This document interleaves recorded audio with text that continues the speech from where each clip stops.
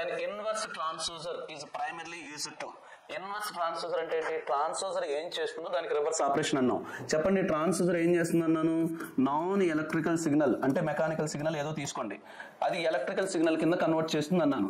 ఇది reverse operation చేస్తే దాన్ని ఏమంటారని చెప్పాను? ఇన్వర్స్ ట్రాన్స్డ్యూసర్ అని అంటామన్నాం. అంటే అర్థం ఏంటి? ఇన్పుట్ ఎలక్ట్రికల్ సిగ్నల్ ఉండాలి, అవుట్పుట్ నాన్ ఎలక్ట్రికల్ సిగ్నల్ ఉండాలి. వీటిని మాత్రమే ఏమని పిలుస్తాము అంటే ఏమని పిలుస్తాం?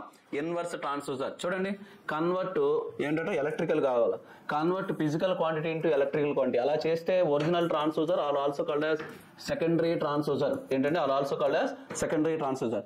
So next, convert electrical signal into physical quantities. Yes, 100% electrical ని అలా మారుస్తుంది.